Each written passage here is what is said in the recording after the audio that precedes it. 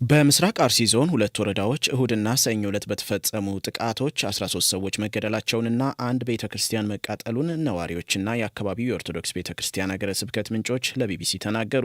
አብዛኛው ግድያ የተፈጸመው በዞኑ አሰኮ ወረዳ ውስጥ መሆኑን እማኞች ገልጸዋል። ቢቢሲ ያነጋገራቸውና በአካባቢው የቤተክርስቲያን አገልጋይ የሆኑ ግለሰብ በጥቃቱ ሚኒሻ የነበረው ወንድማቸው መገደሉን ገልጸው የ101 ዓመት ዕድሜ ያለው ጠለታ ገብርኤል ቤተክርስቲያን ከታቦተ ሕጉ ውጪ ሙሉ በሙሉ እንደወደመ ስለ ጥቃቱ ሲያብራሩ ተናግረዋል። የግለሰቡን ስም ለደህንነታቸው ስንል ያልጠቀስን ሲሆን ድምጻቸውንም ቀይረናል።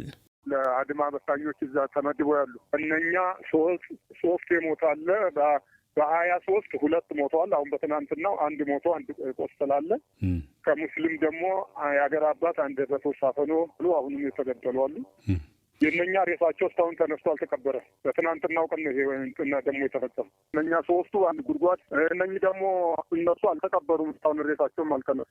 ለምንድን ነው ያልተቀበሩት? በቃ ጦሩ ጠላት አሸነፈና ማንሳትም አልቻልን። እነኛ አሁን ህይወታቸው ያለፈው ትናንት ነው የተገደሉ። ስለዚህ አስክሬን ለማንሳትም እምቢ ይላሉ ማለት ነው እነዚህ አጥቂዎቹ። እንዴ ሌላ ግን እኛም ታውን ሸሽተን ወደ ጎረቤት ደብረ ወደ ሬሳ ተሻገርን። ያው ተሻግሮ ያንሳች አባት ሀዘን ላይ እንደሆኑ አውቃለሁ። ግን እንደው እነዚህ አጥቂዎች ማን ናቸው? ምንድን ነው እየሆነ ያለው? እንደው አጥርተው ቢነግሩን እንዴት ደስ ይለናል። ሸኔ ነው ሸኔ ነው የፈጃቸው። ክርስቲያኑ የሚያቃጠለው ሸኔ ነው። ሸኔ እንደሆነ እናንተ እንዴት ነው የምትለዩት? በምንድን ነው የምታውቁት? እንጂ በስናይበር አልመትረየስ አላቸው። ስንተኮሳቸው ነው የቆየ ነው። ከቀኑ 6 ሰዓት ድረስ ቅዳሜ ሁለት ግንቦት 23 ከጠዋቱ 11 ሰዓት ተኩስ የተጋጠምን ቀን 6 ሰዓት ሲል እኛ ተሸነፍን ሸሸን። ታጥቀው ነው የመጡት። ምን ያህል ይሆናሉ? ታጥቀዋል። እንጂ ብዛታቸው ይሄ ነው ማለት አይቻልም። ብዛታቸው እንጂ ቢያንስ ከ2000 ነው። ምን ላይ ነው ጥቃት የጀመሩት? በመጀመሪያ በቤተክርስቲያኑ ጋርና በከተማው ላይ ነው የመጡት። የትኛዋን ቤተክርስቲያን? ጠለታ ቅዱስ ገብርኤል የሚባለው ጠለታ ቅዱስ ገብርኤል።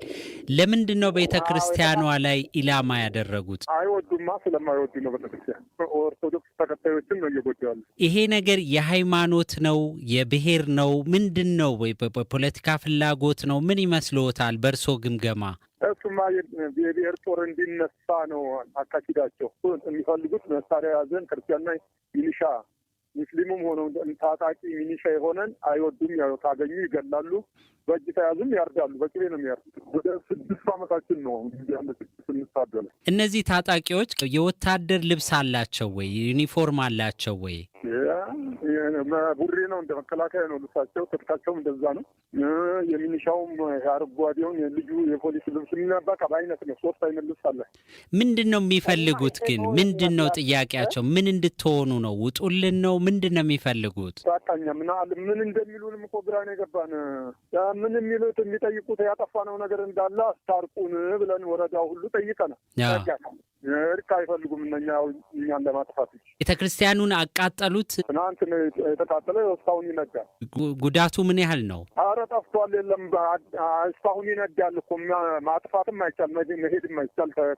ጠላት በዛል ስላለ ይነዳል። ጠላት ነው አሁንም የተቆጣጠረን ቦታ። 102 ዓመቱ ነው።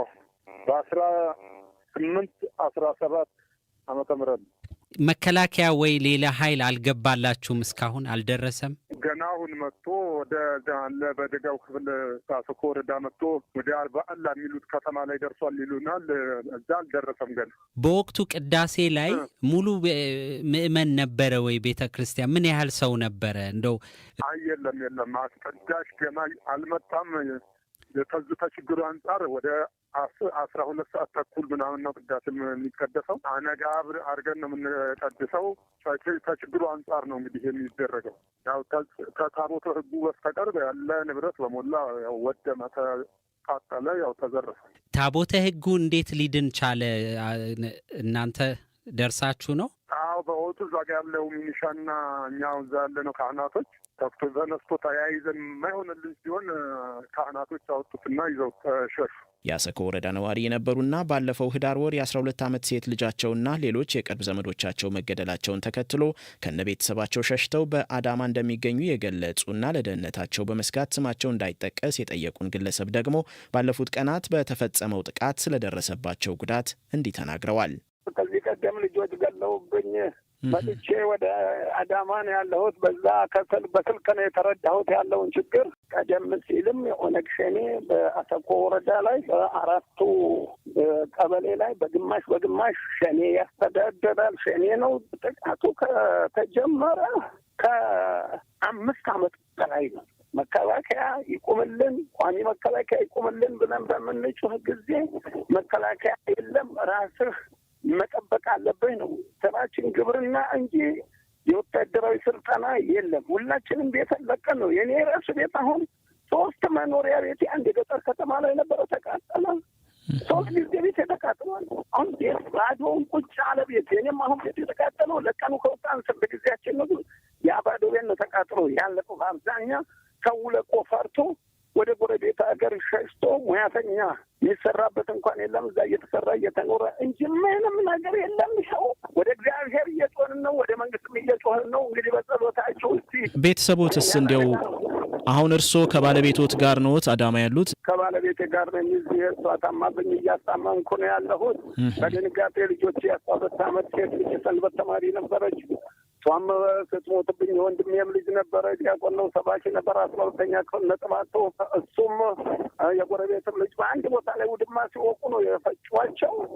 ሬሳችንን እንደ ንፍሮ አንስተን ቀበርን፣ ሸሸን። ከዛ ቦታ ምንናስክ ህዳር 1 ቀን በዘንድሮ 2018 ህዳር 1 ቀን እዛ ሸሸን። ከዛ ወደዚህ ያው እንዲሁ በየሰው ቤት ሰው ላይ ተቀጥሬ ነው አሁን ትንሽ ዘበኝነት ተቀጥሬ እየተመስገን ቤት እንዲሁ በለእግዚአብሔር ያለ ሰርቶኝ እዛች ቁጭ ልጅ እሷን እያስታመንኩ ሙያተኛ እየሰራሁን እያበላህ ልጆችን እየለመንኩ አንዳንድ ቦታ ላይ ሰጥቼ እነዛም ሰው ቤት እየሰሩ ነው ያሉት። ልጆች ምንም ነገር የለም። እሷን እያስታመንኩ ያለሁ። ስንት ልጆች አሉት? 8 ነበር፣ አንዷ ተቀነሰች።